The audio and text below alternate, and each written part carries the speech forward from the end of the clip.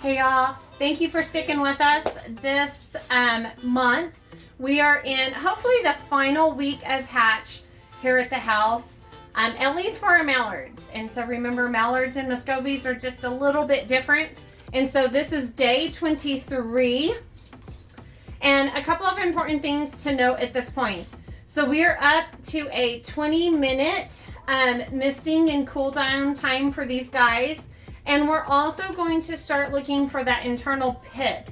Anywhere between day 21, which I call the hatch cycle on my mallard derivatives. So anywhere from a day 21 to a day 26, we want to start looking for that internal pip. Because it's important to put them in lockdown after that pip, we do already have our second incubator set up. And so how this works with us is because we hatch out several different varieties at once. Once they do an internal pip, which means that bill goes into that air cell, we move them into a separate incubator altogether, and we keep the ones that have not pipped on that incubator with the turner in it. So they're still getting that rotation. Mm-hmm. Yes. So we're going to open it up. We're going to talk about what we're seeing and show you guys a little bit more about what to watch for. We've got a couple that we've been kind of keeping a close eye on that look a little weird to us, and so we'll point those out so that you know, if that happens with your eggs as well, what to watch for. So we're going to flip the lights. Hang on just a second. All right. So at this stage, y'all, some of them, as they get pretty close, like our mallard derivatives, once they get pretty close, you're not going to see a whole lot of vein going around the top. But I'm going to see if I can't move my light to see if you can see where he is. And this may be difficult. He's right here where my finger is. Right there. If you can see him right here, here's his bill. So he's pushing up on that film on the inside. So he is almost pipped through. Not quite.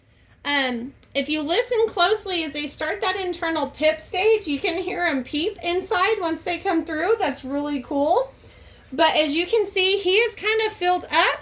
Oh, you saw him just move into that little area right there across the front. Oh, he's moving a lot for you.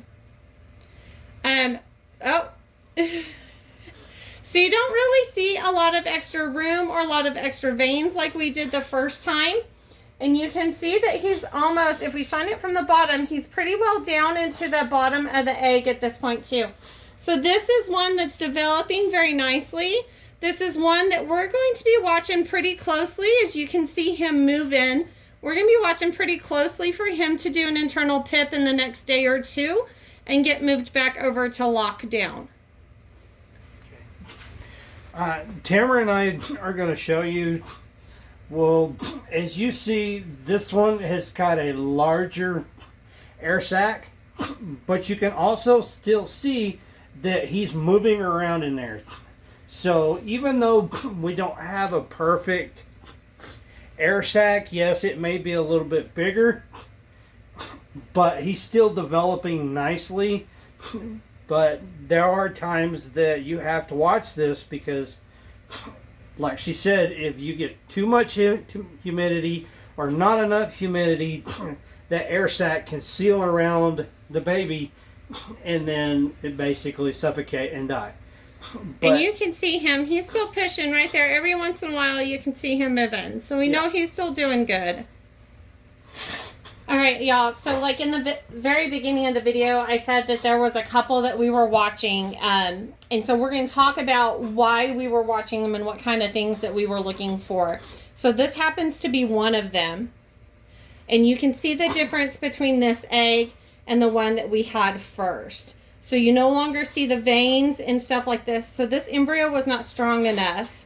And so this is one that I'm going to go ahead and leave him in one more time just to make sure that I'm not mistaken. But I think that we've probably lost this one. And so once you kind of see those veins and stuff begin to disappear, that's something to keep an eye on. So the other thing that I like to do is I like to turn the light around and kind of shine it from the bottom. So on the other one, you saw that the duck had developed all the way into the bottom of the egg. On this one, you see there's a big difference in what's going on. And then you see down here at the bottom, it could be that the veins have gotten so weak they just busted, and what they normally call that is the ring of death. Normally you would just see like a red line going all the way around it, but here again, it just depending on the development and how far it's developed along.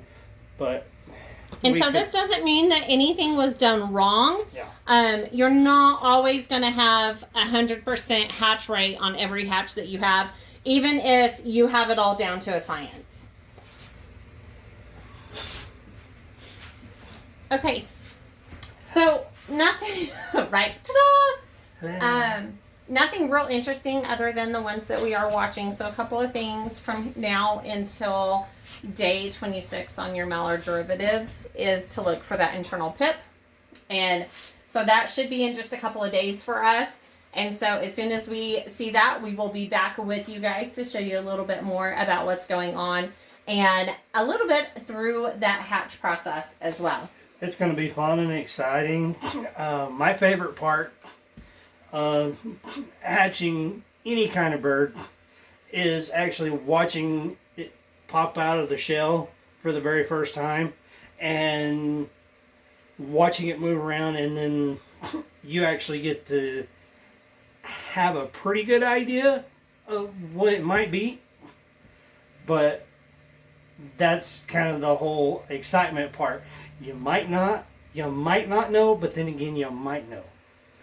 So we will catch you guys in a couple of days. Until then, be as anxious as we are. Bye, guys. Bye.